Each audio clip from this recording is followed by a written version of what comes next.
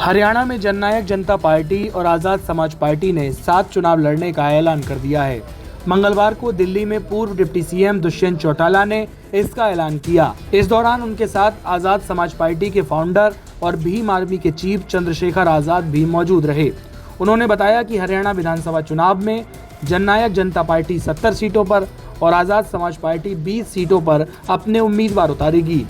पूर्व deputy CM Dushyant Chautala ने इस गठबंधन को लेकर कई बड़ी बातें कही। हरियाणा विधानसभा के चुनाव में इकट्ठे मजबूती के साथ मिलकर चलने का निर्णय ले रही है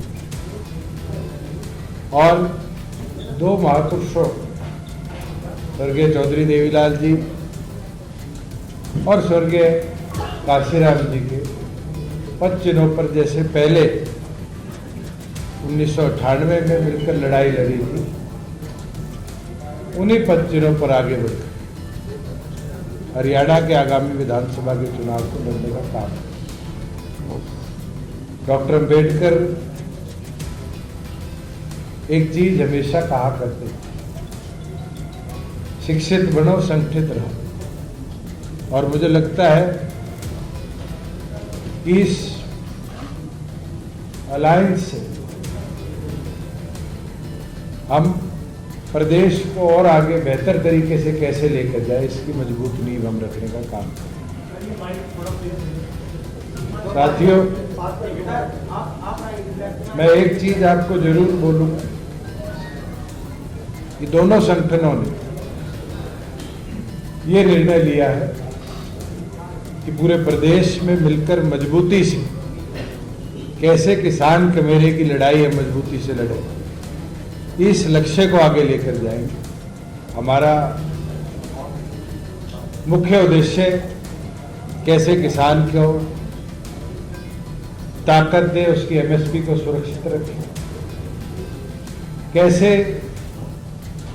कमेरे को अशोर्ड आय के अंदर इजाफा प्रतिवर्ष जैसे सरकारी कर्मचारियों को डीए बढ़ता है उस तरह मिनिमम वेज में दिलाता।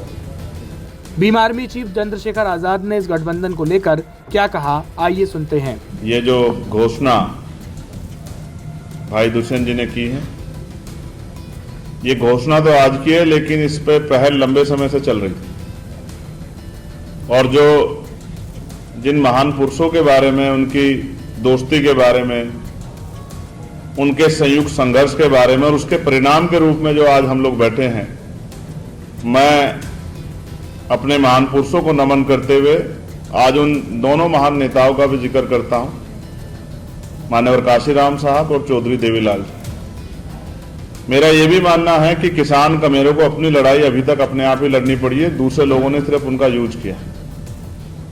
वो वादे तो हमसे बहुत करते हैं, लेकिन बाद में उन वादों में सच्चाई कुछ नहीं होती, क्योंकि भाई ने कहा कि हम 36 के हैं। 36 से कहने का मतलब है कि हम सेम एज के हैं, हम एक ही एज में हैं और लंबे समय तक अब सेवा करने के लिए किसान कमेरों की इस आंदोलन में उतरे हैं।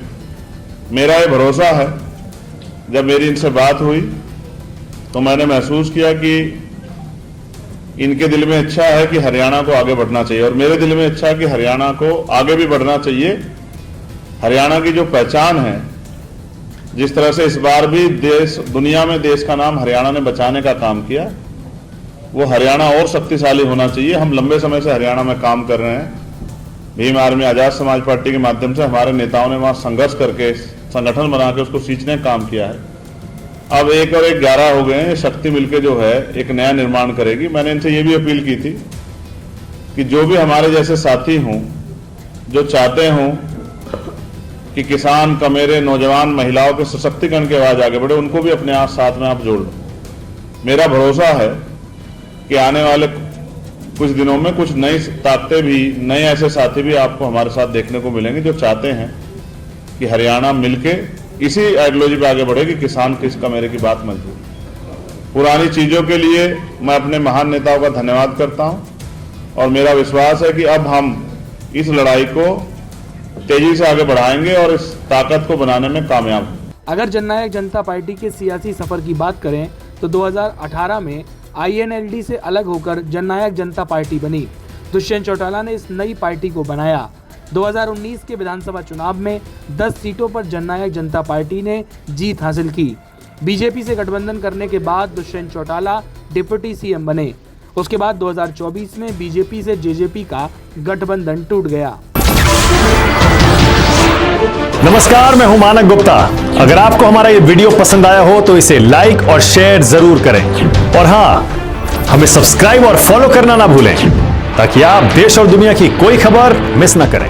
तो जुड़े रहिए हमारे साथ और देखते रहिए News 24।